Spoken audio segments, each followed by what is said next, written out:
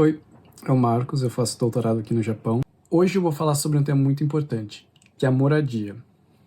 Como eu disse para vocês no vídeo anterior, foi muito importante para mim ter feito um curso de preparação para bolsistas chamado Koshikai. Nesse curso, bolsistas que já voltaram do Japão ensinam e dão informações importantes que vão facilitar muito a sua vida aqui. Então, se você mora em São Paulo e você pode fazer esse curso, que dura mais ou menos um mês, eu recomendo fortemente que vocês façam.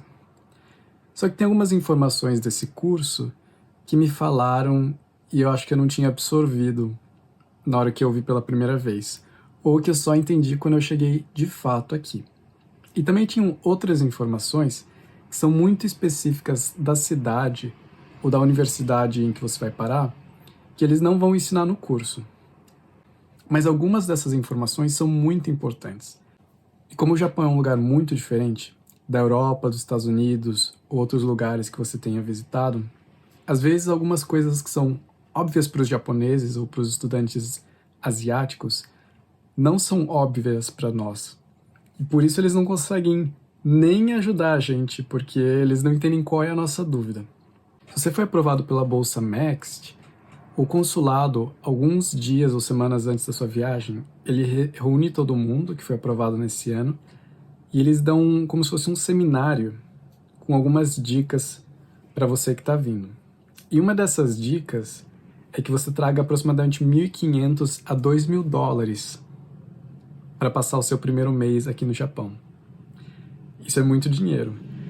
E eles pedem que você faça isso porque você só vai receber sua bolsa ao final do mês. Então, todo esse mês que você chega aqui, você tem de arcar com suas próprias despesas. E 2.000 dólares, ainda mais na cotação de hoje, é muito dinheiro. E teve um menino que passou no nosso ano, que foi aprovado, que ele até considerou desistir da bolsa porque ele não sabia onde conseguir esse dinheiro. E se você foi aprovado e você está pensando a mesma coisa, o que eu posso dizer é: tente o máximo conseguir esse dinheiro, porque depois que você começar a receber aqui a bolsa, você pode até mandar esse dinheiro de volta. Então veja se você consegue pegar emprestado de seus pais, de parentes, ou pegar um empréstimo até do banco, ou fazer uma rifa, ou pedir para os seus amigos, porque é uma coisa que depois do primeiro mês, você vai conseguir já repagar em 1 ou 2 meses. Se você já foi aprovado, não desista por esse fator, você vai conseguir repagar esse dinheiro depois.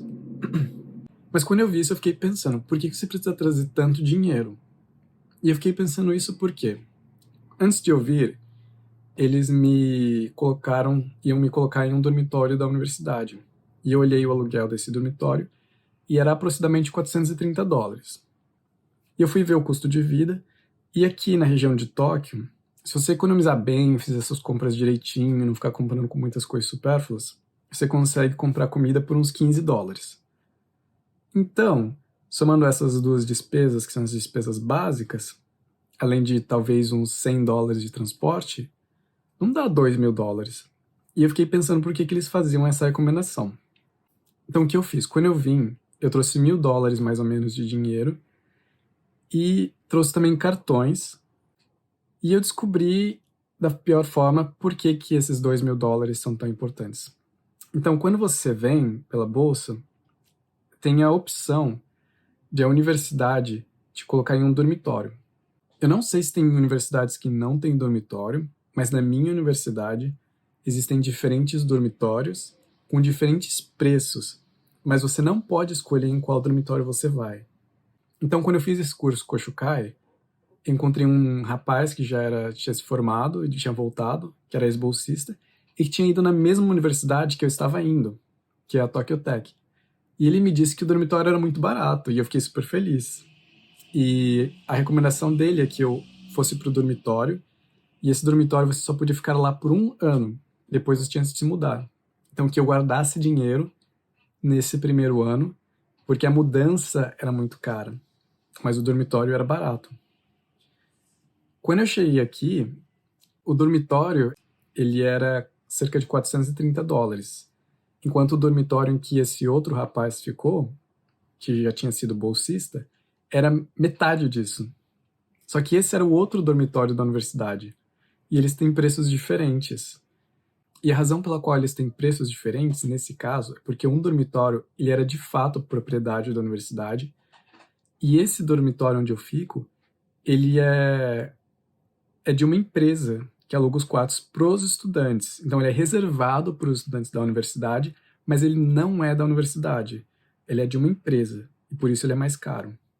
Mas mesmo assim, mesmo que ele fosse o dobro do preço, ele não é exorbitante. Achar um quarto nessa região por esse preço é muito bom. E esse dormitório onde eu tô, ele é todo equipado. Ele já vem com os móveis, mesa, cama, colchão, lavadora, secadora, geladeira. Então, considerando tudo isso, não era um preço ruim. Mas a parte que me deixou surpreso é que no seu primeiro mês, quando você vai entrar no quarto, você tem que pagar $1.000. E esses $1.000 era uma taxa que eu não sabia que existia. Eu só vi quando eu tive de assinar o contrato. E eu fiquei muito surpreso com isso. Então eu tinha trazido $1.000 e esses $1.000 eu já teria de dar só para poder entrar no quarto. E é por isso que eu tô falando que é importante você falar com os outros bolsistas e eu acho importante eu fazer esse vídeo. Porque essas situações são muito específicas de universidade, de dormitório, de situação. Mas você precisa saber que é uma possibilidade. Ninguém tinha me falado que no Japão era tão caro você se mudar. Só o fato de você pegar a chave, você já tem de pagar uma taxa. E se você for falar com os japoneses, para eles é uma coisa normal, é super caro se mudar aqui no Japão. E nas universidades do Brasil, nós não temos esse mesmo conceito de dormitório. Os dormitórios no Brasil, das universidades, a maioria não tem, e os que tem são dormitórios sociais, em que você não paga para morar lá. Então é um sistema completamente diferente dos dormitórios daqui. Em alguns casos, esse dinheiro ele é devolvido depois, mas em alguns casos, essa é a taxa só para você entrar no dormitório. Então uma coisa boa seria você perguntar, antes de você vir, em qual dormitório você vai, e pergunte sobre todas as taxas no primeiro mês. Isso vai te ajudar a calcular quanto dinheiro você precisa trazer. Porque o dinheiro que eu trouxe, que eu achei que ia usar o mês inteiro, só foi suficiente para eu entrar no quarto. Eu gastei todo o meu dinheiro e para me manter, por sorte, eu tinha dinheiro ainda nos cartões de débito que eu trouxe e no cartão de crédito que eu fui usando para passar o mês. E como é que funciona esse dormitório aqui onde eu estou especificamente? Nesse dormitório onde eu estou, como ele é de uma empresa e ele não tem uma taxa de ocupação tão grande, eu posso ficar durante o período inteiro em que eu estudar na universidade. Ele não é limitado a 1 ano. Tanto que eu estou aqui já há mais de 3 anos. Então, quando você mora aqui no Japão, tem 3 opções principais de moradia. A primeira são os dormitórios da universidade, a segunda são shared houses e a terceira são aluguéis de apartamentos ou de casas por conta própria. Sem dúvida, a mais fácil é você ir para o dormitório, porque eles já arranjam tudo isso para você. Eles já dizem, você vai chegar aqui, é aqui onde você tem de ir quando você chega do aeroporto, vai custar tanto, tanto, tanto. Então essa é a opção mais segura. E você pergunta, e não tem a opção de alugar um apartamento ou uma casa pela internet? Tem, mas eu acho que seria muito difícil. Em primeiro lugar, não são todas as casas que alugam para estrangeiro. Se você for numa imobiliária e falar, quero ver essa casa, a primeira coisa que o agente imobiliário vai fazer é ligar para o dono e perguntar, você aceita ter estrangeiros na sua propriedade? E tem gente que diz não, e você vai ser negado na hora. Isso, infelizmente, acontece no Japão. Então, se você já tem esse problema indo em imobiliárias cara a cara, tentar fazer essa transação por internet, eu não consigo nem imaginar quão difícil seja. Eu conheço um menino chinês que fez isso, mas ele era fluente em japonês. Então, se você tem dificuldade com a língua japonesa, eu descartaria essa opção de alugar uma casa pela internet antes de vir. Eu iria direto para o dormitório e tentaria alugar depois que você já passou uns meses aqui. Uma terceira opção é ir para uma shared house, que você pode arranjar por internet de antemão. A desvantagem da shared house é que elas são geralmente mais caras que alugar uma casa, mas elas têm taxas menores para você se mudar, ou às vezes nem tem taxa, além de já virem todas mobiliadas. Então, se você não quiser ficar no dormitório, você pode ir para uma shared house. Mas mesmo assim, eu recomendaria você ir para o dormitório, porque os dormitórios, em geral, são mais baratos que a shared house. Mesmo que você não tenha a intenção de morar para sempre no dormitório, seria o dormitório a minha sugestão inicial. Então você vem, deixa que a universidade arranje tudo, arranje o dormitório, fique no dormitório, vá guardando dinheiro e depois, se você não gostar do ambiente, você se muda para uma shared house ou para um apartamento.